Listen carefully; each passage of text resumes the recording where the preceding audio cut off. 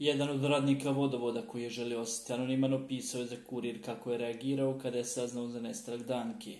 Kad je djevojčica nestala, sve kolege iz tvrtke su bile potresene. Nekako pomisliš, dijete je malo, gdje je nestala. Poznajem Dankine roditelje i bilo mi je teško zbog njih, ali nikada nisam mogao zamisliti da su moje kolege učinile tako nešto, rekao je sugovornik. Dejan Dragijević, koji je sada glavni osumnjičeni za ubojstvo, ponašao se potpuno normalno nakon zločina. Šokantan detalj je da je Dragijević aktivno sudjelovao u potrazi za Dankom, čak izražavajući sumnju da je djevojčica možda oteta. Dejan je tih dana dok smo je tražili rekao da je djevojčica sigurno oteta i da je uzalud tražimo po Banjskom polju. Prisjeća se kolega. Činio se smiren cijelo vrijeme, što je retrospektivno posebno zastrašujuće. Prijatelj kolega osumnjičeni kazao je, u početku smo svi imali teorije zavjere gdje je Danka i što joj se dogodilo. No onog trenutka kad su Dejan i Srđan uhićeni, zaledili smo se. Zamislite, Dejan je sudjelovao u potrazi, znao je šta joj je učinio.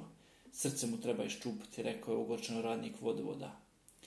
Ovaj strašan zločin ostavlja za sebe mnoga neodgovorena pitanja i duboko osjećaj tuge i izdaje. Mala Danka Ilić, koja je mogla biti spašena, postala žrtva okrutnosti i nehumanosti ljudi kojima je bila bliska.